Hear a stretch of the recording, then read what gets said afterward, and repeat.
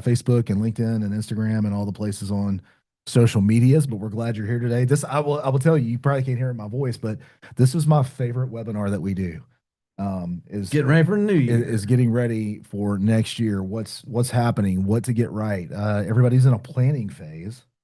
Yep. We'll go through all that though. Welcome. We're going to take just another minute and allow people to start trickling in. So it is 11 o'clock Central now. We'll wait another 2 minutes and then we'll get started. What's up, dude? How are you? Yeah, they're getting ready. I did Christmas shopping last night, which took longer than I thought, of course. But As I'll have to always. say this, our local mall, the Galleria, actually had pretty good deals going on. It's funny how booming that place is, considering they're about to completely gut it. Yeah, they're gonna like redo it, which they kind of need to. Yeah, they do, but It's time. But yeah, I mean, that's some good deals. Had a lot of stores are like, please buy our stuff. I know, I know they're riding the struggle bus. Yeah, So it was real last night, but yeah, it was pretty good though. that's good. It's been very festive around here. We had our office Christmas party on Tuesday night, Yeah, Tuesday night, and then and we and then yesterday we had our Secret Santa, which was a lot of fun. yeah, we had a good time. Good time. Yeah. So Anybody that wants to do Secret Santa, use Elfster. That soup makes it really easy to do. Elfster is fun, and I came across this new way to gift team members called Snappy. So look into that. That's been I've got better feedback on that than I was expecting. Yeah, yeah. But that's not what this is all about. No, we're just killing another minute at a time before we hop right in, just to let people settle in just That's for right. a second. But if you like what we're saying, we have a podcast that is very similar to that. Yeah, I We're mean, just having conversation. you like to hear us drone on.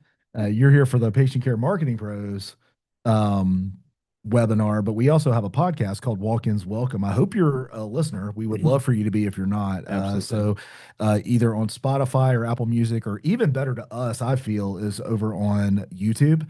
Just look in Walk-ins Welcome, and we would love to invite you to be a listener there. This is about what it sounds like, so don't fall asleep on us. There you go. All right, so we'll go and get started. It's Let's do it. 11:02. Thank you guys for coming on to watching on live stream as well. Can't see your faces, but we know that you guys have gotten some good information out of us in the past. This is a really fun webinar for us because we get to talk about the new year, and the thing is, most people are just trying to close out the year and they're not thinking about the future. So our goal is to help you think about the future, especially in the marketing world. So yeah, this is our 2026 growth plan that we want to. So we know why you're here. Your patient volume isn't ideal, and we're going to help you guide along the way of what it looks like to increase that volume and where to focus your efforts. So Or maybe it is ideal, and you're looking for what's new and going into 2026. So Yeah, for that exactly. as well, we're gonna have some fun stuff. all right, Nick, well, introduce yourself. Hey, Nick Horde, here in Birmingham, Alabama, married, 3 kids. I've been in the game now for 15 years, a little over 15 years. I started in radio and learned how to write ads, sell ads, all of the things. Wound up managing a couple of radio stations here locally, and very, very quickly realized that digital was outpacing, and it wasn't even a close second, the traditional stream. So that's how I got into digital marketing. Yeah, yeah. And so Michael here, my background was in the web, specifically the website world back in 2011. Came on here 7 years ago, give or take. Yeah. And been pushing on the digital side. Right now, I am the VP of operations. So I live in the operations world, but that also looks like when I have a chance to talk to clients, I help them with front desk training, which is honestly is operations related. That's right. And but anyway, that's what we do. We live and breathe the urgent care space. We've been in it now almost 5 years. That's right. And So- exclusive in the urgent care space. That's where we Yep. live. Mm-hmm. So we love it. But that was just real quick on us. Supposed to get right into it. We always want to mention this. The goal is this is about a 60-minute webinar. We love having Q&A sections. So make sure if you have questions, send them in the chat. Hannah will help facilitate that toward the end. Also, we do have questions throughout the webinar that we're asking you. We want your feedback as well. There are survey questions that will pop up on your screen, and you can interact real quick. And it's just a good way to kind of see where people are and what we're talking about. So just want to mention all that. And of course, if you can, I always say, turn off your Outlook, because that's the #1 distractor in this world. So anyway, let's move on now. So a couple of things we're talking about today. 3-part framework for scalable growth. Your budgets, what's realistic and what's not, how to allocate that information, what KPIs actually do matter, and kind of looking at not only the performance, like how to look at different tools, but what's the future hold for 2026? Because 2025, there were a lot of changing parts, a lot of moving parts. For sure. And now, like 2026, like what are we going to hook into and be the thing to do? Because a lot has been changing. Some core things are still there. We recognize that and we'll talk about it, but there are some new cool things coming up as well. So I think the best part is the resources that we put together for you are very, very actionable. You're going to be able to take the things yep. that we give you, put them into practice for your clinic without really any handholding. We put it together for you to execute on. And we always want feedback too. If there's a resource that we don't have that you'd love to see, let us know and we're happy to help work on that for you. Very good. All right. So one quick thing I want to touch on, this is a little promo for ourselves just for a little bit. So we have a mastermind coming up March 23rd and 24th. And so it's just a few months away. And what is a mastermind? So our goal is to bring in urgent care owners into a room basically over a 2-day period and help each other out. So we'll have agendas tied to it, but ultimately it's conversations among urgent care owners, and they're from startups to multi-locations. Some that have been around for 10, 20 years, some that are brand new, everything in between. But we've learned this ourselves that when you get together similar minded people that are dealing in the same industry, you find the solutions you've been seeking out for such a long time. And it's not vendor driven. We don't have vendors in there. It's 100% pure. And we would love to have you come join us. So we do have a wait list that you can hook into, and it will be a link at the end to look at. So just want to put that out there. So if you don't have anything going on in March, this is something to consider for sure. And we purposely positioned it away from like UCA events so there wouldn't be conflicts there. Anything you want to add to that, Nick? Love the fact that we're not a vendor driven event, even though we would appear to be a vendor. The reason that we're facilitating the conversation isn't to sell anything. Yeah. It is to make sure that we put the right people in the room to help each other. We believe that a rising tide raises all ships, and this is a great way to do it. Yeah. So looking forward to it. If you have a core problem that's sticking to the top of your brain right now inside your urgent care and you don't have a clear path to fix it, this mastermind will most likely fix it for you. We'll drop a link at some point in here, and you Yep. can register for the wait list, and then it will open in January for you to formally register and start making plans. So looking forward to that. Let's keep going. Yep. So real quick too, I want those out here because we do get this from time to time. If you wanted to chat with us directly, specifically Grace in this situation, just scan right now, go straight to her calendar and pick out a time. You're like, hey, I have some questions. I'm in the webinar right now, but I have some additional questions, and I want you to look at my urgent care as a whole and what could we do to make it better. This would be a great time to do it. So go ahead and scan it now. Just give you just a second on that, and then we'll have another opportunity toward the end as well. But I just want to put that out there at the very beginning. Grace is fantastic. She's been in this space for a couple of years now. She knows the ins and outs, and she can tell you real quick what would work and what wouldn't work for you. So just want to put that out there for you guys. Very good. All right. Our goal, our mission at both Patient Care Marketing Pros and Walk-ins Welcome is we want to help urgent cares get more patients. We want you to deliver better care, get repeat visits so that you can scale your clinics. That is our mission here. There are guiding principles. So every piece of content that we put out, every time we have a conversation with a clinic, and all of the work that we do is to help you do these things. We're here to help you grow. That's our mission, vision, and values. So let's get after it. Yeah, absolutely. So we're going to get right into it now. So first we're going to do is start setting up some smarter growth goals here, because if you don't have goals set, you're never going to hit them.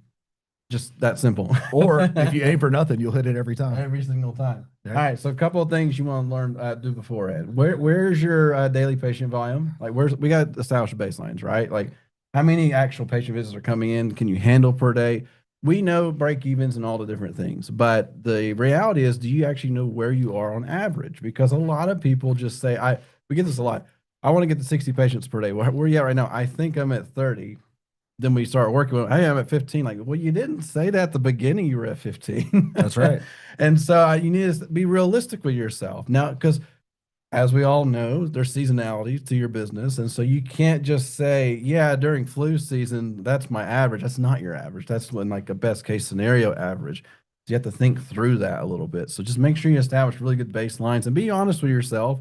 Because if you say that you're way up here and you're just not, you're going to be really disappointed and frustrated. And because we see this too, you start planning for things that you probably can't afford. And we've seen that a couple of times where they thought they were doing well at 40, 50 patients per day, but that was because of a peak situation. And then they're like, oh, I'm going to go buy a new location. And then all of a sudden, they're like, I'm struggling with both. Well, yeah, you were actually struggling with the first one too. You just ignored it. Anyway, next is how much money are you actually making on each visit? Like, This should be a very quick answer in your mind. You should already know exactly, hey, a very common patient, like very, traditional patient will cost is going to bring this much money to the business. Do you actually know what that number is? We know it's somewhere between 160 and $200, and it can vary per state and reimbursements and all the things, but there's an average, right? So we know where those averages lie. Do you know where your average lies? If you don't, that's super important because no matter what we tell you today, you're not going to be able to set up anything goal wise because you're not going to be knowing what your numbers actually look like. So big push on that. If you don't know that number, I need you to write that down right now and say, I need to find this number out today for sure.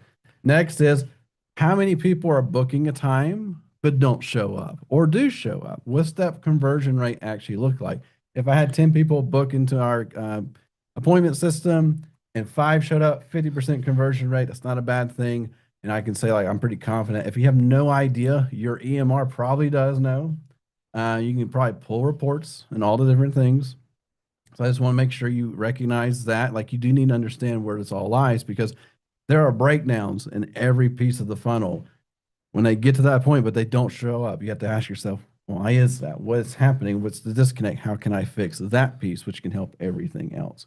And now we're going to show you something fun. It's called, I call it fun. It's actually really sad, but I love it. I mean, I created it because we were trying to solve a problem for our clients, yeah. right? So one of the number one things that urgent cares have, and you know you're probably one of them, is that your missed call rate is atrocious.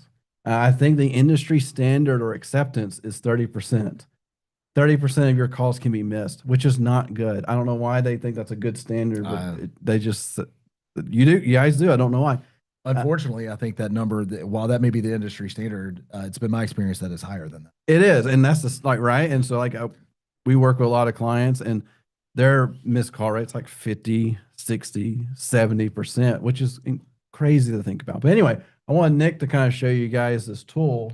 Yeah, but before you click over that, I want to say one thing on this. Each one of these things, if you don't know them, going into 2026, get to know it. Yeah. Get to understand it. Figure out what it is. What is your daily patient volume? That's averaged. If you saw 5,000 patients in 2025, divide that by months and days, and you're going to get an average daily count, right? Yes. If you don't understand what your average revenue per visit is, go look at how much money that you made in 2025 and divide it by the number of patients that came through the door. That's your average revenue per visit. Your lead to appointment rate. Michael explained this pretty well, but go figure that number out. And then your missed call rate, this is something, I'll talk about it later in the slides, but this is something that you're going to have to, not should, not think about it. This is something that you're going to have to solve for in 2026, which I'll tell you why later. But we did help you by putting this missed call calculator together. We helped you by scaring you. Yeah. And I honestly, I hope it does scare you into action. And I mean that sincerely. Yes. So what we wanted you to see is how much are your missed calls costing your business? The problem is that simply too many calls are going unanswered by your front desk. I'll talk about that later as well.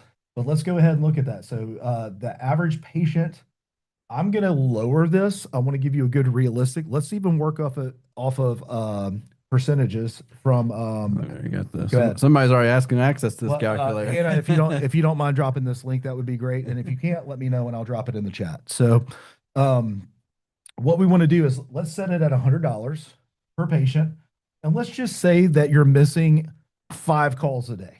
Okay, and let's just say that your conversion rate is 30%. So if out of 100 calls, 30% of those are converting. 24 to 35 is the industry average. And then what you're going to see over here is your daily patient loss, 1.5, your monthly patients lost, 45, annual patients lost, roughly 550. Your daily loss is $150. This is where it starts to compound, though. This is where we're losing money, is $4,500 a month in lost revenue, $54,000. And this is just on the low end. Let's just say that you're missing 10 calls per day.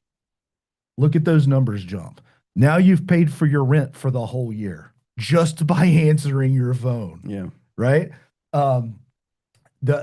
Teresa asks, do we have any data on patients wanting a text option instead of a phone call? So no, I don't, but I'll tell you what, I will get that information. Yeah. Because I'm curious about that as well. You're wondering if people would rather text you than phone call. I can tell you this, that most of our online schedulers have text options built into them. Not ours, but I'm thinking like Xperity's Clockwise, Solve, ZocDoc, all of that does have text options in there. And we are getting more requests than we have in the past about adding text features in chats online. Mm-hmm. All right, so we can talk about that for sure. But this is a huge issue. And Hannah just said that she'll make sure that it's included in the resolutions at the end and in the replay. Mm-hmm. So we will get this to you. All right. I'm glad that you want it because y'all are recognizing that this is a big deal. This little box I programmed into the bottom was a minimum effort issue, right? Let's just do a reality check. And even if 50% of the missed calls, that could add up to $54,000 per year at this level that I put. Okay. Let me tell you the reality of what we're seeing. I hate to say this, but this is what we're seeing right here is 40%. This is what we're probably seeing. worse than that, honestly. Yeah, we're seeing 40% and more of missed calls. I can't, of all the things we're going to talk about today, Michael, if you fix this one thing, 2026 will be the best year you've ever had. Absolutely. And it's so fun. And I'm actually working with another urgent care right now that they're not a client. This is more like we had a conversation. It's like, I want to help you on this. I go do a call analysis and then they have 3 locations. Right. All 3 were hitting 50% missed calls. And they even said, yeah, I've seen the phone ring and they just ignore it. Yeah. And I'm like, well, how often do you train them? Well, I haven't in a long time. Like, well, this is going to matter. It's going to matter a lot. It's going to be a big deal. Well, I don't want to spend too much time here. I will make sure that this resource is available to everyone by the end of the call. You will have a link to this for you. Yep. And if you have any questions about it, reach out to us because we want you to be able to use it and make good decisions off of it. Is it this one, Michael, or do I need to go? You just. Well, I have to hop right back out to it. Oh, good. Anyways. Oh, good. It's totally fine. All right, moving forward though, for time's sake. So talking about the what kind of growth, this is where are you saying yourself, what kind of growth do I really want? Do I want and work off of percentages, right? Where I've got to note this real quick. I don't mean to interrupt you, but Yeah. I'm laughing because I'm looking at these percentages and I'm going, if you only got the exact same amount of phone calls, you can see this kind of growth just by answering. Yeah, here's Anyway, a challenge. If you want a 20% growth in revenue, reduce your missed call rate by 20%. I mean, and it boom, you're might welcome. Webinar over. it might just happen. Yeah. And we're laughing about it, but it's laughing so because sad. it's real. Yeah. It's real. We're Anyway. gonna talk about it. Keep going. Keep going. What's your monthly patient visit goal? Because here's the thing. Your daily average is important, but remember it's an average because there are some days you may get 10 patients, and there are some days you may get 50 patients, and you should never judge it by one day. It never makes sense to do that. But if you could pull a whole month and average it out, it gives you a better perspective of what's going on in your business. That's good. And it allows you to set some goals for your clinic. So instead of saying a daily goal, you want to say a monthly goal to your clinic people, right? So if you say, hey, we have a goal of 1,000 patients a month. Cool.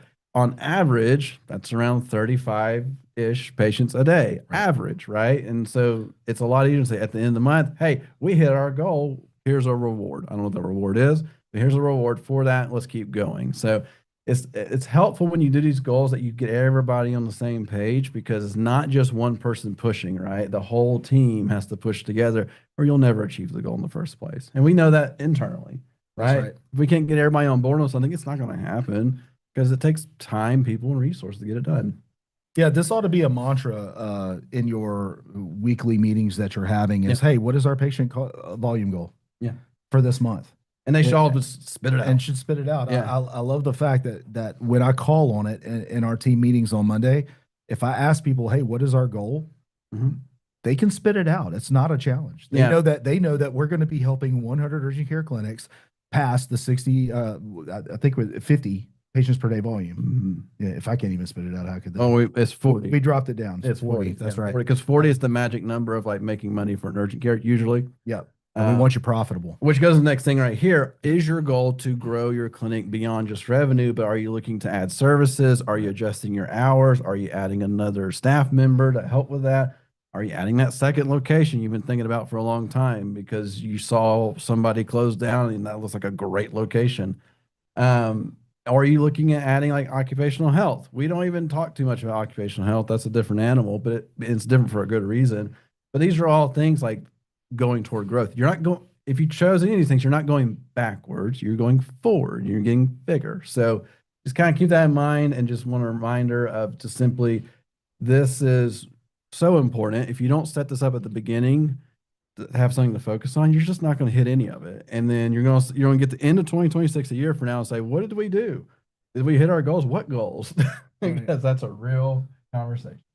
All right, next here we actually have a cool little tool. I won't spend much time on it. I do have it up in the tab. We'll show it real quick, and we will share it with you guys as always because we love sharing stuff. But this is a quick calculator built in the Google Sheets that allows you to kind of see, hey, if we did increase by like 5 patients per day, what kind of revenue numbers? What's it going to take, right? Like if I want to increase by 20% revenue, how many patients do I really need on average to make that happen?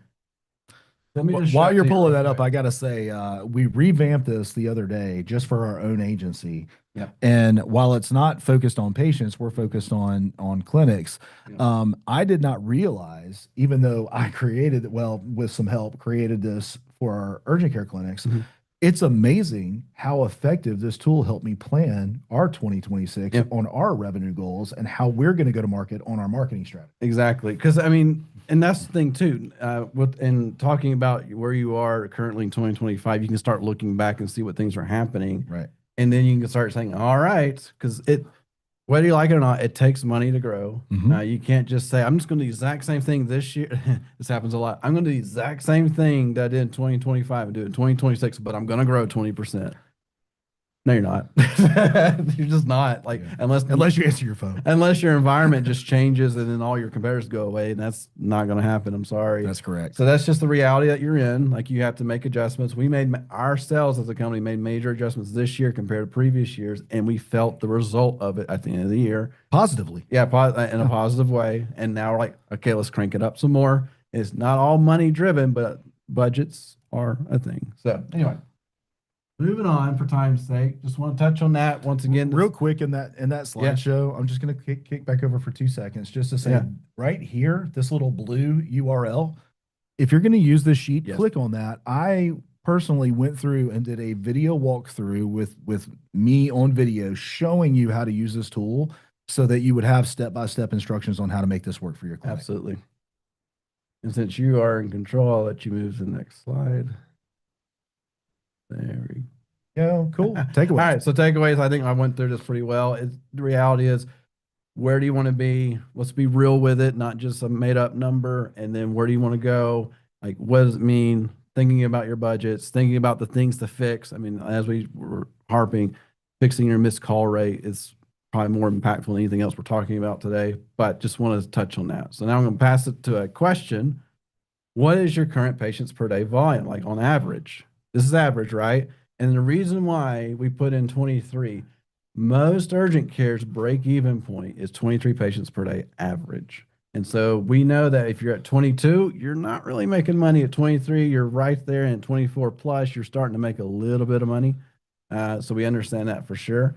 So we'll let that run for just a second longer. And I then always had to like figure this out when I was in math. A is greater than 23. B is less than 23. And everybody knows the equal to. But I always like, oh my God, which is it? All right. Cool. Yeah. We'll close that out and keep close it out, keep going. going. So some are above and some are below. Awesome. So that's pretty common. I'll just say it this way, stay here for a second. If you're below 23 patients per day, your first goal is to get to 23 patients per day so that you can breathe. Yep. If you're over 23 patients per day, it's time to get to your peak, which typically for a clinic, you can see somewhere between 50 and 60 patients per day before you have to start adding a provider, adding a location, or adding a service. Okay. Let's keep going. All right. Smarter budgeting with growth. It's all you. Yes. How much should you spend on your marketing? That is the $1 million question, right? What we found is that most urgent care clinics should allocate 7 to 10% of their annual revenue toward marketing. Great. So if you're $1 million clinic, spending 70 grand on marketing is a pretty good goal. Spending 100,000 on marketing is a higher end goal. There's a couple of ways to approach this, and I like to look at where do I want to be in 2026? Let's set that number first. So if you're at $1 million, is your goal to be at 1.3 million, 1.5 million, 2 million, whatever it is? Yep. Look at that. So if you're at 10% of your budget at currently, go to 1.5 million and maybe look at 7 to 8% of that budget, and then you can make decisions based on that number. But don't market with the budget that you're using to get where you are today. Use a percentage of where you want to be in 2026. I want to make sure that I say that very clearly. All right. So the larger goals obviously are going to require larger investments. We've seen some clinics that are spending upward of 12 to 15% of their marketing because they are in a high growth mode. Kudos to them. That's awesome. I know not everybody can do that. Some people will experience radical growth in 2026 and it will break you. My recommendation is to pace for steady growth. Yes. Okay. All right. If you're aiming for 30% revenue growth in 2026, your marketing budget should grow proportionally. This is what I'm talking about, going from a million to 1.3 million. Then you're going to want to spend somewhere between 100 and $130,000 on your total marketing. Now, real quick, understand that your entire marketing, using that worksheet that we gave you, it should include payroll of your marketing people or person or agency. It should include that. It should include your dollar investment and ad spend. It should include your merch. Like if you're buying merchandise that you're giving out to people, it should include contests that you're running. It should include growth initiatives on television, radio, print, and going out into the community, your boots on the ground. So all of that is an all-encompassing budget, not just your ad spend on Google. And then you're finding out like 100,000 doesn't get very far sometimes. You got to go quicker than you know. Yeah, it does. And marketing is not a cost. It is a revenue driver. It is an investment in your future. Yeah. Okay? And we can go ahead and tell you right now, never put all your marketing eggs in one basket. It does. That would include us if we're your agency. Yeah. It should. And we're even talking about right here, like on the budgeting side, where our most successful clinics do more than just what we're doing. They have layers to their marketing and strategy tied to it all. And it's just the reality. Like, yes, digital is very powerful, does all the right things, but we also recognize when you add in all the other types of marketing out there, it just lifts digital as well with it. So just that reminder. So you're going to break in your marketing into 3 categories. I'm not going to just read this slide here, but I'm going to tell you, you're going to have your online, your offline, and your client retention. Okay. So obviously your online, that's going to be your digital presence. And from my perspective, my humble but accurate opinion, you should spend the vast majority of your budget. I would say 70% plus of your budget is going to go into the online. Okay. Then you're going to look at your offline and your review, and those should probably be equal. Okay. And when I say review, I'm talking about your retention. This is going to be what's keeping patients coming back to you, but your print materials, your local sponsors, the radio, the direct mail, that's your offline marketing. And of course, your NPS scores and all of that is going to be your reviews system and your retention system. How can we keep those customers coming back? Yeah. Well, let's communicate them when they don't need you. Okay? Yes. Do they need a sports physical? Do they need to get a shot? Do they need to get your immunizations? What's happening in the season that's going to allow you to communicate with them? Put money toward that. Absolutely. Okay. So where are most clinics overspending? I can tell you what I see. Vast majority of the time, they're misallocating their budget into areas that they shouldn't be spending their money in, or they're spending their money incorrectly. All right. Here's what we see is first is the social media. People are putting too much weight on social media. Okay. It is vanity content. It's look at me, look at me, look at me content. And I'm asking our clinics to shift their thought process from look at me to what about you, the patient? Okay. Let's have a patient first experience, not a clinic first promotion. All right. Too much money is being spent on that, and it doesn't give near enough ROI. Do I think you need to cut out social media? Absolutely not. Social media is an amazing place to put your brand out there in front of people. Teresa's just preaching to us right now. It's not getting patients in the door. 100%. 100% correct on that. Correct. And yes, Facebook ads and meta ads is something that will help along the way, but just running pure social media posting and boosting is because why is this the thing? If I'm sick, I'm not sitting on Facebook thinking I'm sick and need to get a doctor. It's more like I'm waiting on the doctor at this point because I've already gone to Google or gone somewhere on my phone to go find and get it done. Not like, I'm sick. There's a doctor. Maybe I should go to. That's not how people think, because within the second they say, I need to go to an urgent care and get this figured out, they want an answer within like a minute or two. Correct. They're not sitting there hunting for something. They're like, I just need this right now. I can move on. That's good. So the other area, moving on from the branding piece, I do, just for the record, since it's being recorded, I do believe branding is important. I think it is the great separator from a good brand to a great brand. Yeah. But that's not for this. This is Takes where time people and are, money. yeah, it takes time, money, effort, and thoughtfulness. Okay. And we'll talk about that in another webinar at another time because I do believe in branding. Um, Ineffective pay-per-click campaigns. Now, this says running Google Ads without local targeting, conversion tracking, and that is accurate. Here's what I'm going to say. You're running a PMAX campaign. I mean, honestly speaking, if you're running your ad yourself or you go in and you find that your marketing person has just turned on PMAX, well, what is that? That's Performance Max. It's one button that says, Google, do whatever you want with my money. Yeah. And guess what that Google's going to do with your money? Burn it. Spend it. They're going to set it on fire for you. That's what they're going to do. And Okay? here's the thing, PMAX is wonderful for ecom. Yeah, it is. That's what it was built. You even read into PMAX, it was built for ecom first, which makes total sense because it's instant. Michael, what's e-commerce? So e-commerce, when I go online and buy right now, you probably have something in your shopping cart right now before Christmas.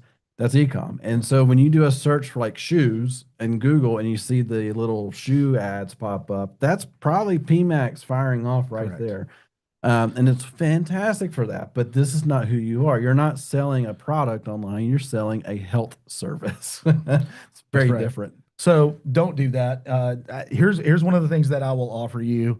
Our team will do a completely free, no obligation, no questions asked audit of your Google Ads campaign, and we will give that audit back to you. That scan that you had with Grace earlier in the slideshow, schedule with her and give us a read-only access of your Google Ads account, and we will just tell you do this, that, and the other. All right, and you can give it to whoever you want. And right? you can say like thanks and bye, and then Yeah. we never see you again, which is totally fine. Yeah. And then the other's like, what's it going to take to fix this? Cool, we can help you there too. Exactly. We can do either one for you. Broad, unfocused SEO retainers 2026 is the time for you to get focused on your strategy. Okay.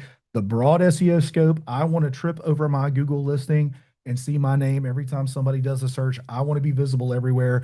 That goes back to the first point here, which is called vanity content. Yep. That's all about you and not about the person searching. There is roughly 5 to 8 to maybe 10 max keywords that you absolutely need to rank for. Number one being urgent care near me. That's an incredibly difficult keyword to rank for, but it is one of those that you need to focus on. This writing millions of pieces of content that's going to get you in 30 different, 50 different, 100 different keyword searches that bring you no value. It's costing you money. Let's clean it up and let's focus on content that drives leads and rankings that are going to give you patience through your door. That's what 2026 should be focused on. And just a bunch of reviews doesn't fix that, by the way. Correct. Reviews are important, but having the most reviews doesn't get you in the first spot. Fun fact, story time with Nick and Michael, right? We had a client reach out to us earlier. It's like, can you please tell them to quit calling us at this, like for this thing? Which you remember that? They're like, can you turn our phone number off? Yeah. Or something like That literally just happened. That was funny. Here's a quick question. Anything coming down the pike on Apple rankings? Okay, yes, Teresa, here's the thing. One, you're going to go to business.apple.com to claim your Apple business listing. And you, the business owner, not the agency, not the third-party directory listing, you, the agent, the clinic owner, or the marketing director needs to claim that listing. Then you can add somebody else to optimize it for you. Apple is getting better, but Apple is incredibly difficult to work with. So you need to be the one to claim it and then hand that and then add somebody as a user to that so that you can go in and optimize it. I agree with you that you need to be on Apple's product on their maps specifically. Yep. So that is a great question. And they have updated the platform. Is it as good as Google's? Honestly, it's probably better. It's just not as user friendly. No, it's not user friendly. But it is incredibly difficult to change. So I hope that answers your question there. Let's keep going. Where clinics underinvest, their front desk training. I can't say that enough. Front desk training, front desk training, front desk training. And I forget, I know Teresa's with AMC. So I assumed. Yeah, I was going to say Susan or Grace should already be taking care of that. Yeah. Front desk training and pay. Many clinics lose 50% of their leads due to missed or poorly handled calls. That is accurate. And there's no proactive sales approach. Invest in your front desk. There's another slide for this where I'll talk about it again, but invest in your front desk. And investing is more than just hiring people. It's the training and the time and the effort and just the consistency of it. Because if you don't know what your front desk is saying on a daily basis, you're probably missing out a little bit. Correct. Conversion tracking. You have to be proactive and know where your patients are coming. Okay.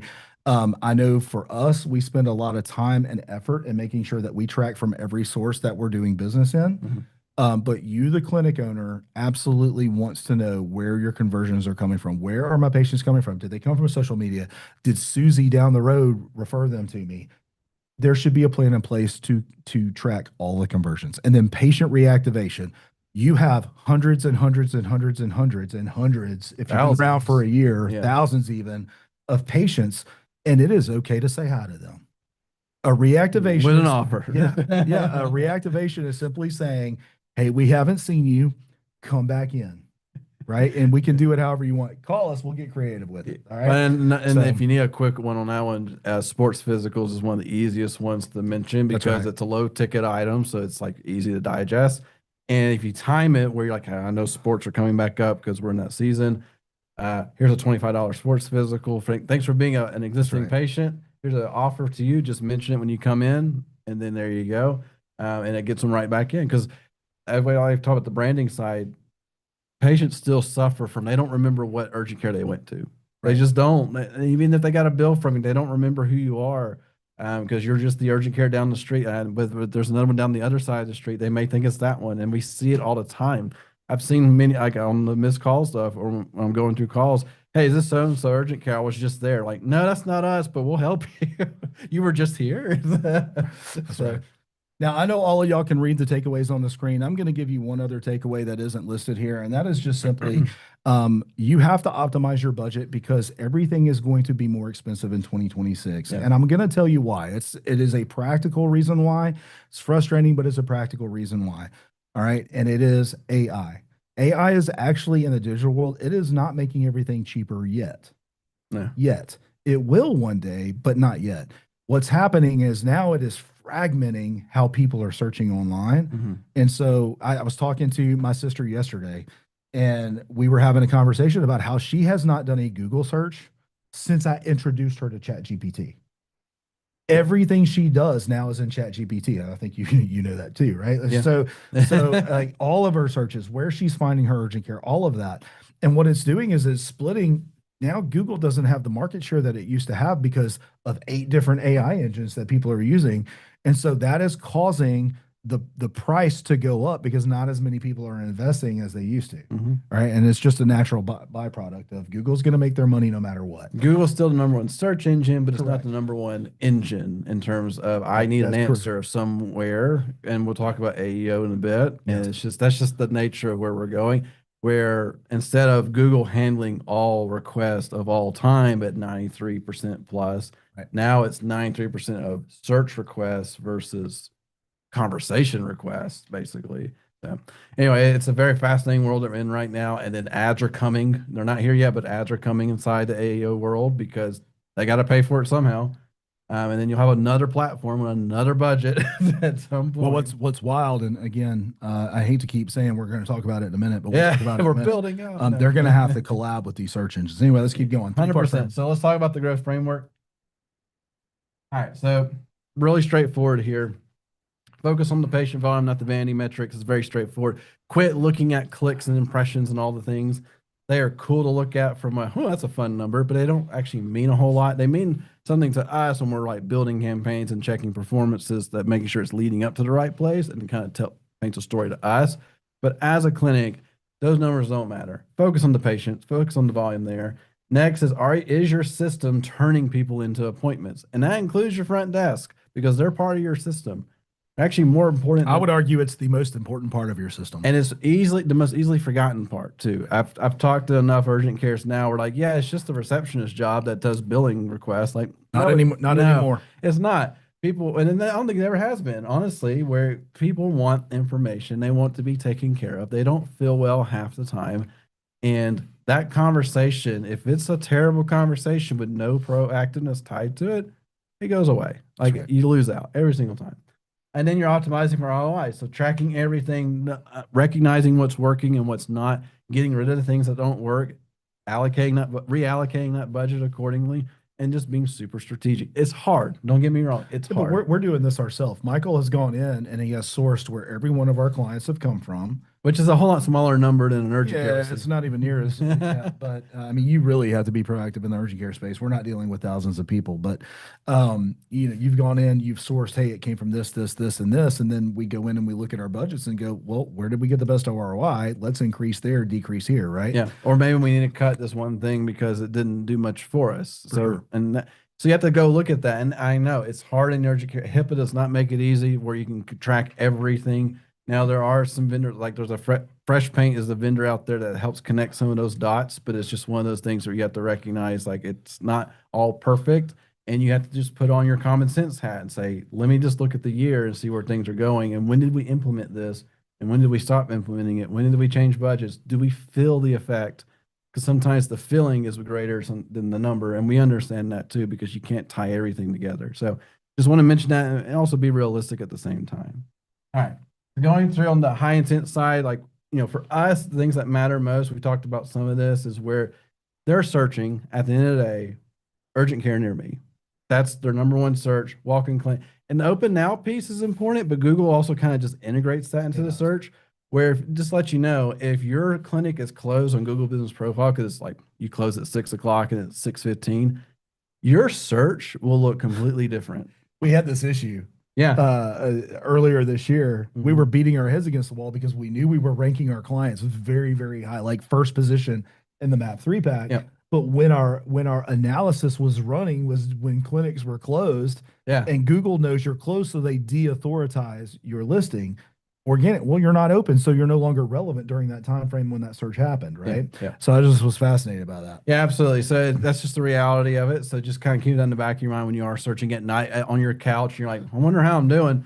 I'm not showing up. Is your clinic closed? Well, yeah. Okay. Well, try again in the morning when it's not closed, because Right. that makes a difference. Next is just cleaning up your directory listings and making sure things are all saying the exact same thing correctly. Shout out Teresa for calling Apple Maps. Yeah, exactly. Spot on there. Apple Maps, Yelp, all the things. These are things you can do yourself. You don't need an agency to go and like update your maps and profile and go make a Yelp account. Don't do the paid one. Don't do the paid Yelp. They're mean. I feel like it's like voting is you can only say yes once. Yeah. So say no as long as you can. Exactly with until Yelp. you absolutely have to. But anyway, so like cleaning all that, make sure it says all the right things, because it does matter, because while Google is smart, it's not that smart when it gets different signals that say different things. And so you just want to make sure it's clean, especially you guys that like to change your hours on the fly.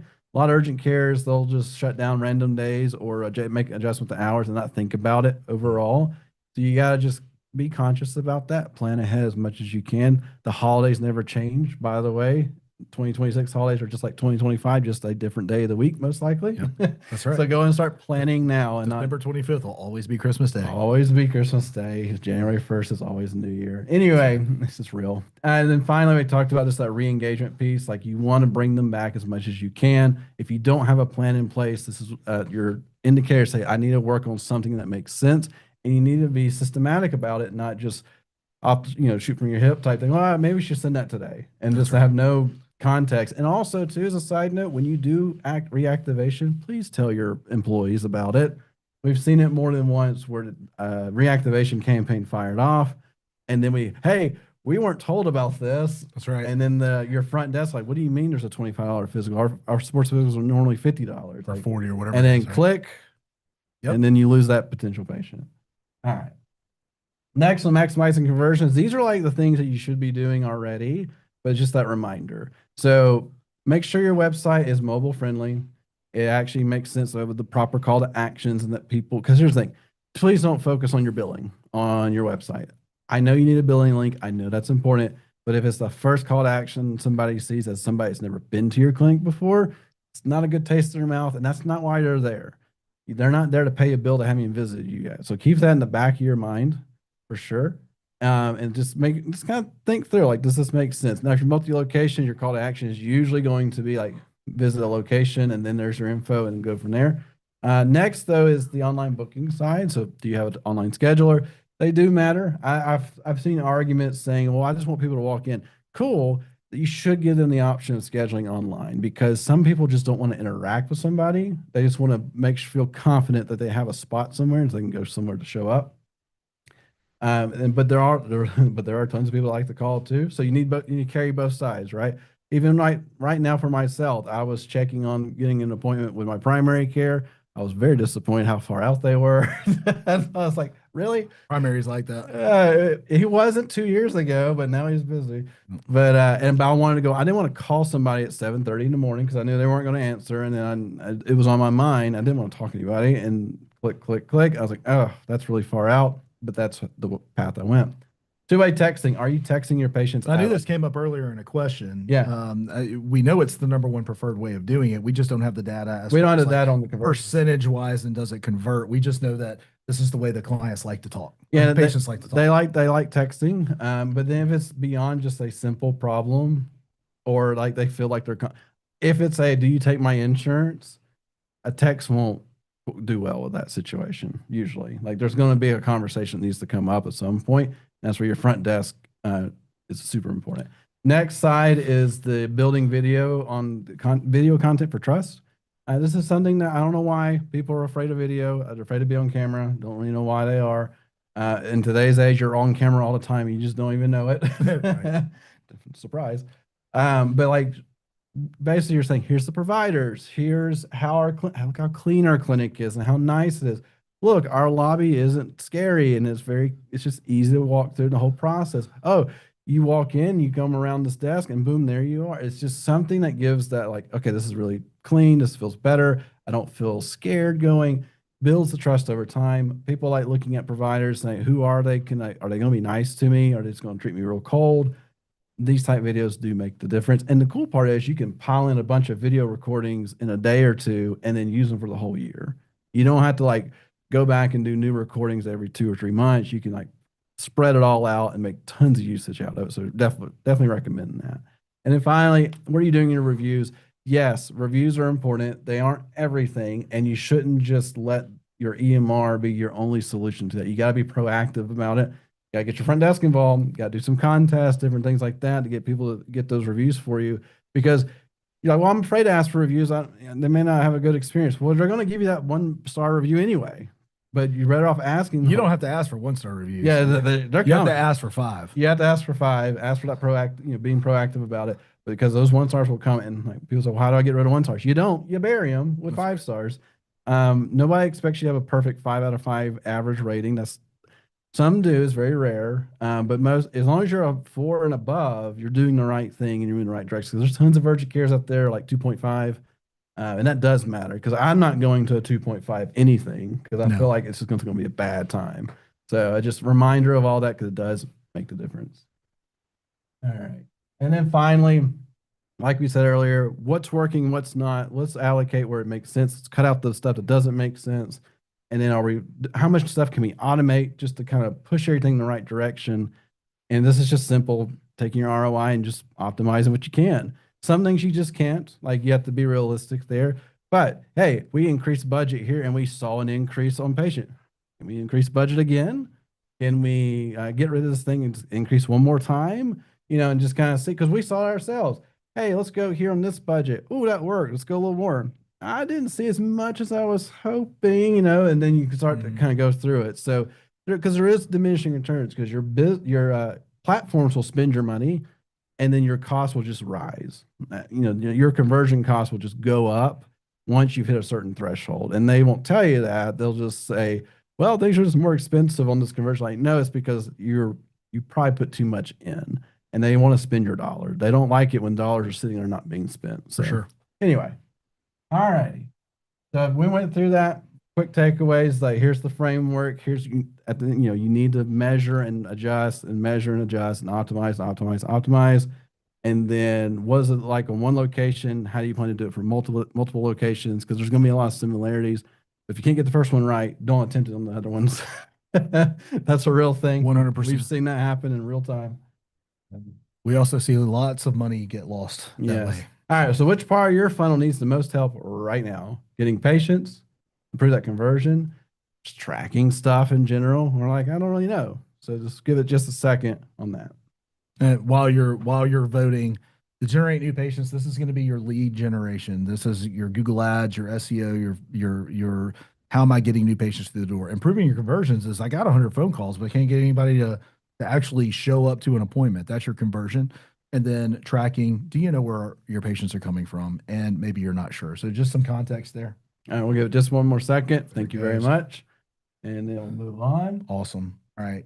Yeah, so you had a mix of everything except for Okay. I love it. All right. All right, this is something that I know you want to talk about. Absolutely. So let's get Trending. into it. I think some things are going to have to be focused on in 2026 that is different than what you're doing right now. So let's talk about that for a second.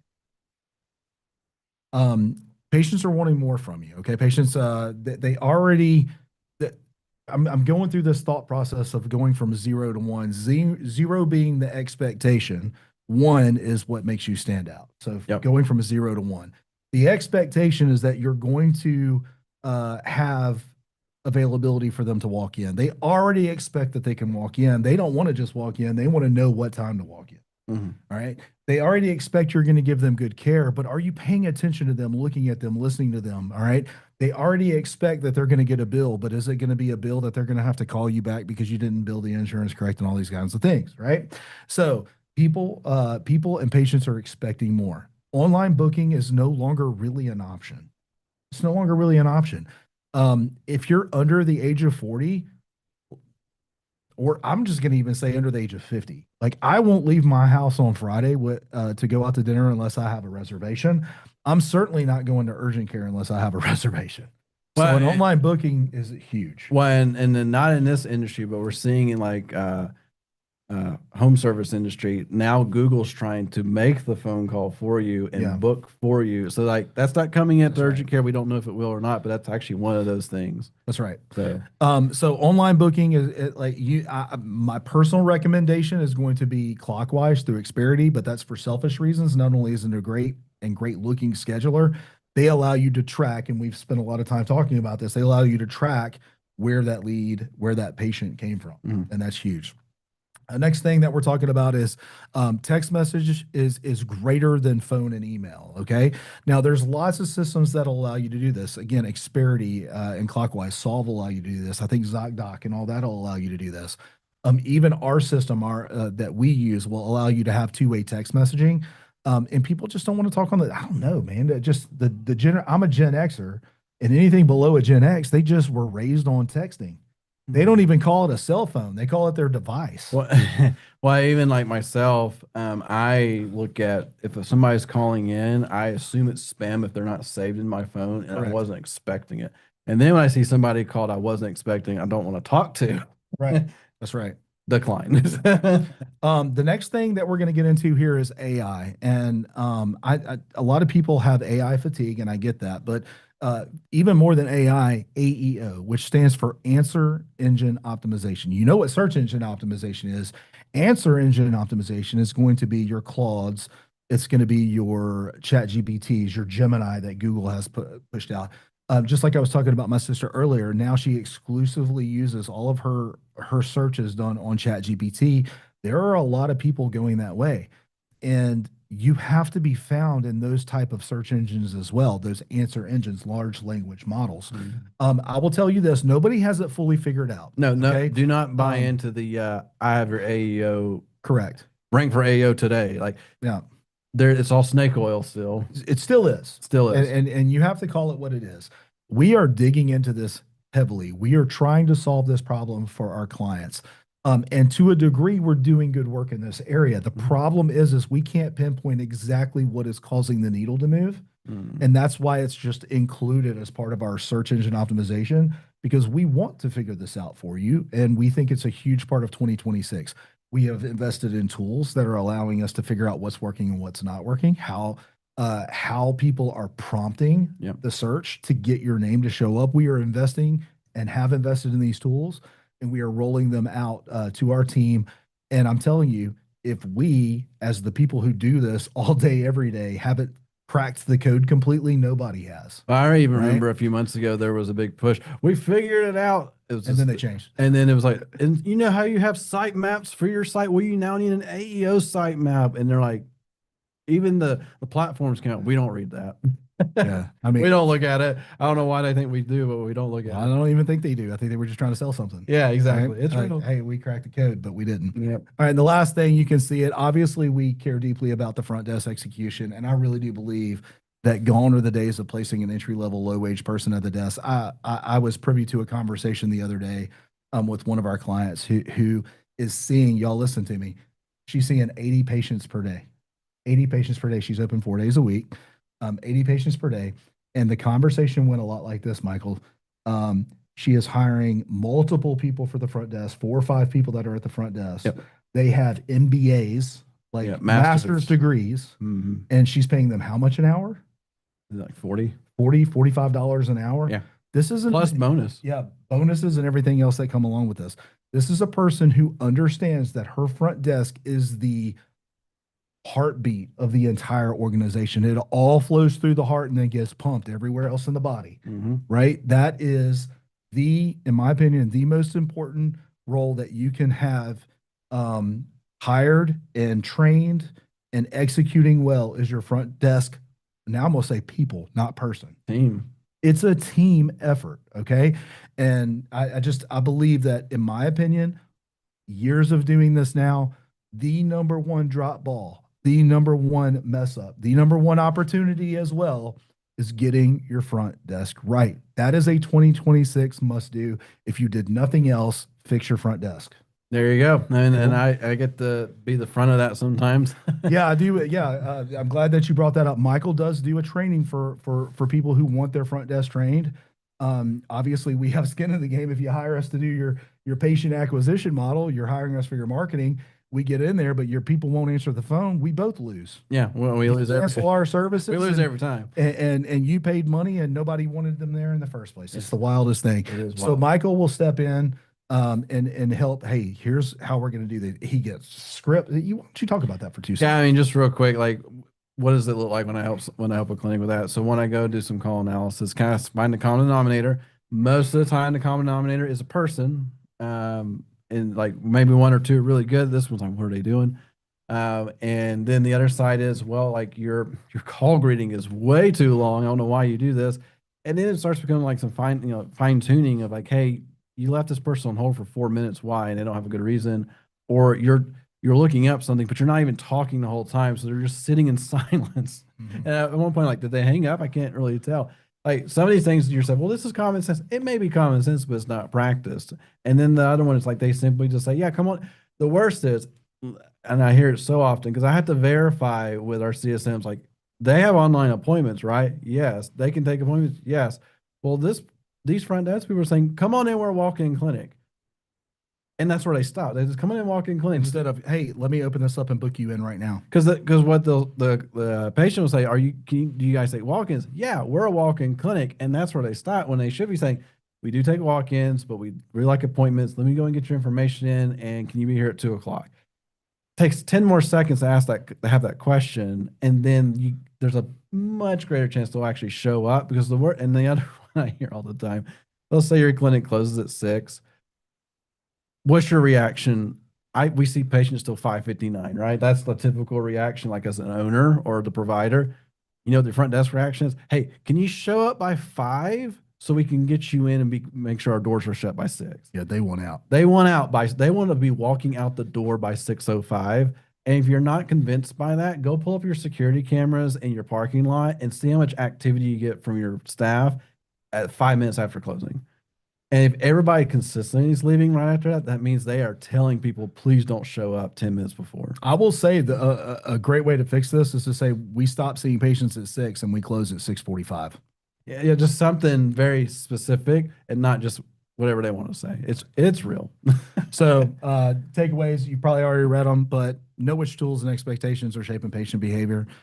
Implement, even if you don't like it, find a way to implement two-way texting. I'll say your EMR likely has this built in, definitely your online scheduler, and then staying competitive doesn't mean adopting every single trend, but fix your front desk. All right, go. Yeah. Trendsetter. All right. So tracking what matters. I've touched on some of this, but just that quick reminder, vanity metrics are real.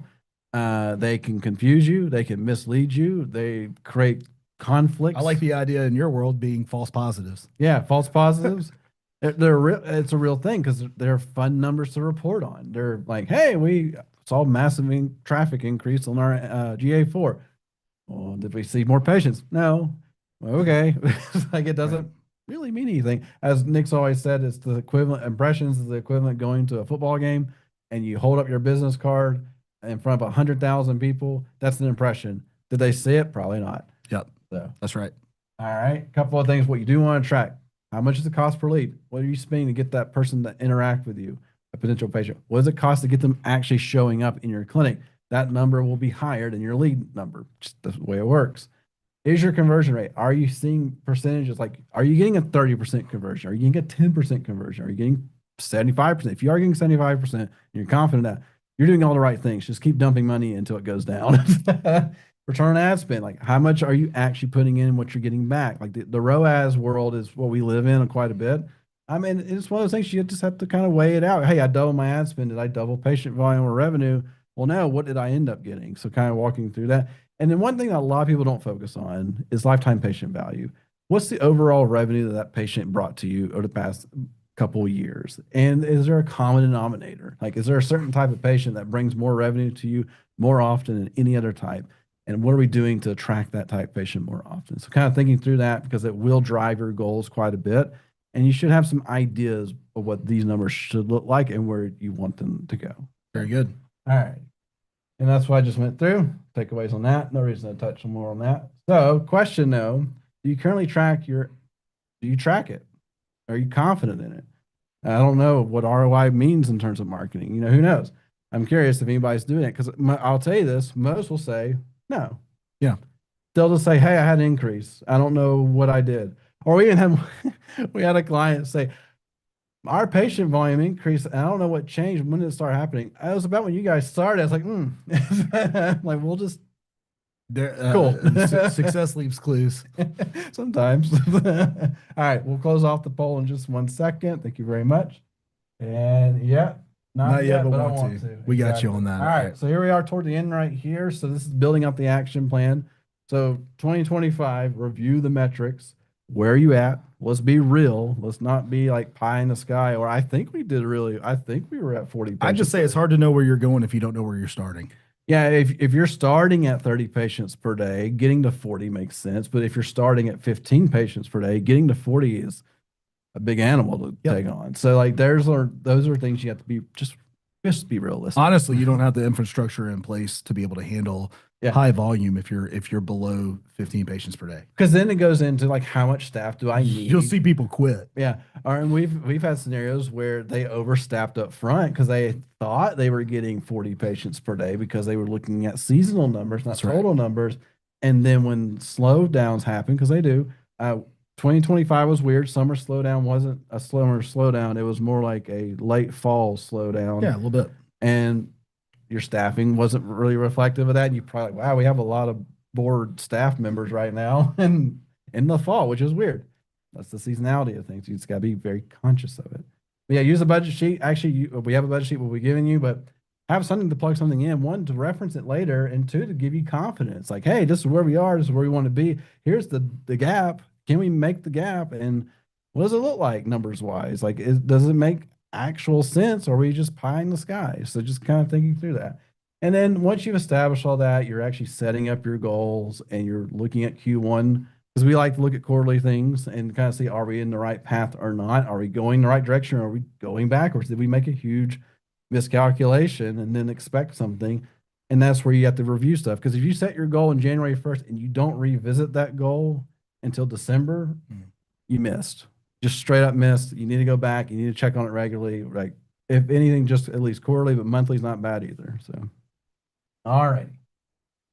So, and if you're like, I don't know where I am on stuff, cool. We can help you with that. You scan this right now. We talked about earlier. We can run. We have all the right questions to ask. We have all the questions to ask. We have all the framing to give for you in terms of like, this is where you need to be. Let's take a look at your stuff. Let's peel back all the onions, all the layers of the onion, and say, here's your problem, or here's not your problem, or here's where you should focus, or where you shouldn't focus. Scan that. Go hang out with Grace for an hour or so, or maybe not an hour. She'll get on to me for saying that, for at least 30 minutes. Right. And go through that, and we can help you out. Maybe say, hey, you're doing all the right things. You just need to increase some money and you'll be good, or who knows.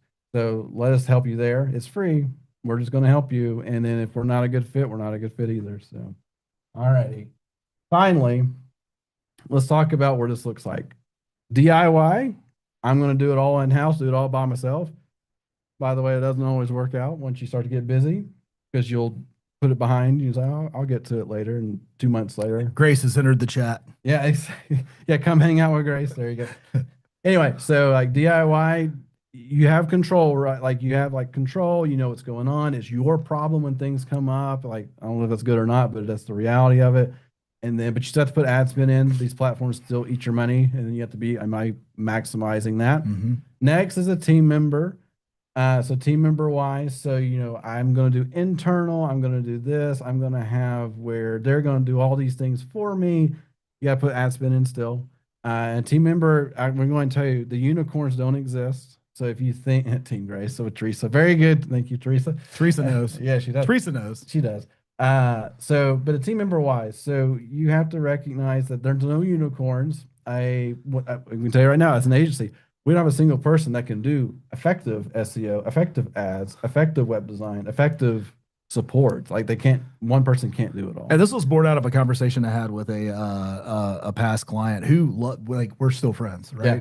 They just grew to where they brought it in house, Yep. and they even called me one time and said, "Hey, I need you to help me find somebody who can do everything." And I'm like, "That's a unicorn. They don't exist. They don't exist. And they go, "How do you do it?" I'm like, "We have 17 employees." Yeah. And he goes, "Oh, snap. We do it. That's right. Not That's one right. person We have does 17 employees that do it." And if that person ended up leaving, there goes all your marketing with them, and Yep. you have to be conscious of that. And then their option, we're going to put out there because we are an agency. So the agency's their option where you're spending an X amount of money with the agency on a retainer, most likely, plus the ad spend. And there are advantages and disadvantages to every single one of these. The advantage of agency, like you have layers of expertise. We have lots of people that work on lots of things.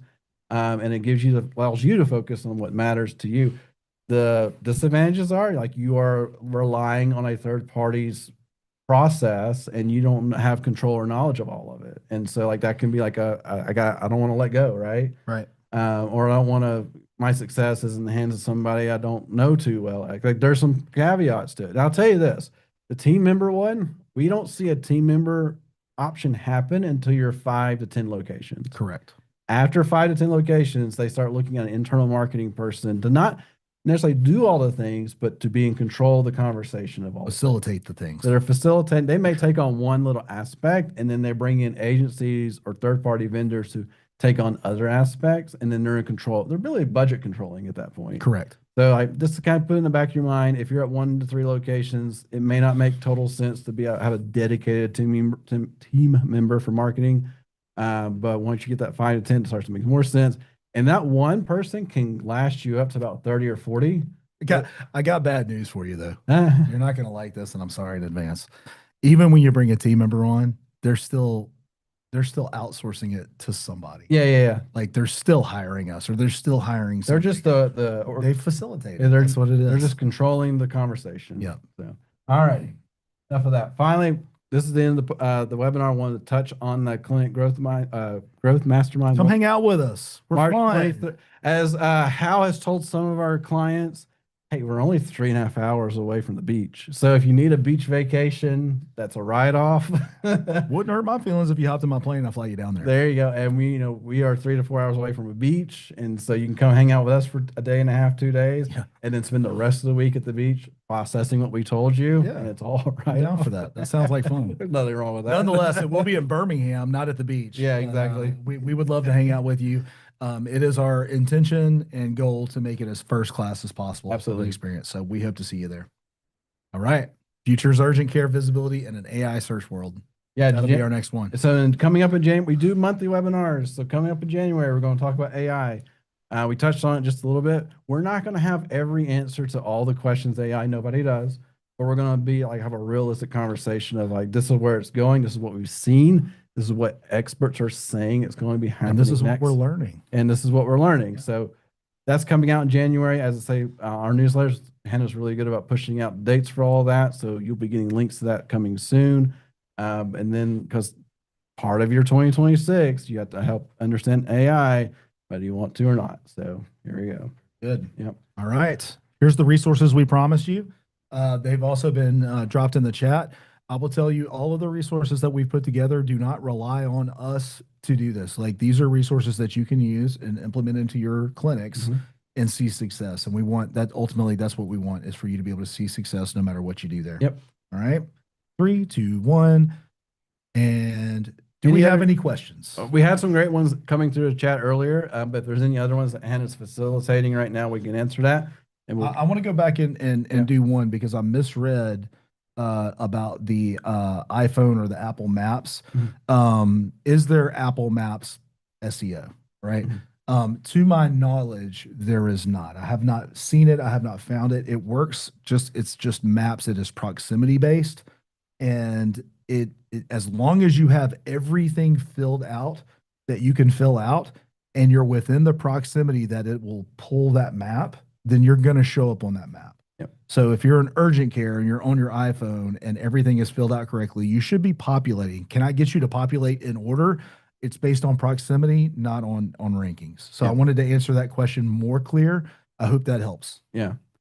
Any other questions? Because even if you're sitting in at your desk, your phone search will not match your desktop search. Ever. It's very rare. And it's just the nature of That's right. a lot of things. Well, as always, great. I hate it. I hate it. It pulls Yelp ratings. Okay, thank you for saying that as well, because currently, Apple does not have a review system. It is intertwined with Yelp to pull your rankings because they hate Google. Yeah, they want their competitor. Yeah. So unfortunately, this is where we get into the situation where we have to get Yelp involved. Still do. Yeah. Still do. Correct. I will tell you, I don't even care if it's recorded. Yelp's a bunch of tool buckets. I don't like them. I don't like them. I don't like them. Here's why, Michael. I was on a call with Yelp one time because I had to cancel that one. I had a client that wanted to cancel their Yelp ads, and who did they send? They sent me, right? And I couldn't believe what I saw. They don't even try and hide it. They said on it, yes, and this was digital. They said, okay, if you cancel this, currently your 4.8 stars is what it looks like when you pay us. Yep. It's going to be 1.3 because we are going to show your negative reviews first if you cancel. They didn't even, I screenshot it. I was like, I can't even believe you're admitting to it, but they don't care. They don't care. care. That's why we say when you go in the Yelp world, if you start paying, basically just keep paying. It's pay forever. Yeah. And so I'm sorry, Teresa. Yeah. You do. It is sad. And we do have a client or two that's on Yelp ads, and we've advised against it. And they're like, no, we want to spend this money. Like, okay. and I've never seen a business model that punishes people. It's unbelievable. Anyway, look, I keep on about that. I don't mean to poo-poo all over any particular company. I just wish people had some ethics installed into their business model. Would be great. Anyway, that being said, if there's no other questions, I want to say, hey, one, I hope you have an amazing holiday. I hope you're blessed with family and friends and children and presents and toys and all the things. And then equally as important, I hope you have a safe and fruitful new year. And some rest. Yeah. Go rest. We're going to, that's for sure. And I can't wait to see what 2026 brings for your clinics. It's going to be a good year. Awesome. Thank you guys so much. And if you want to go listen to any of this, we also have a podcast called Walk-ins Welcome. Go check it out. But we will catch you next time.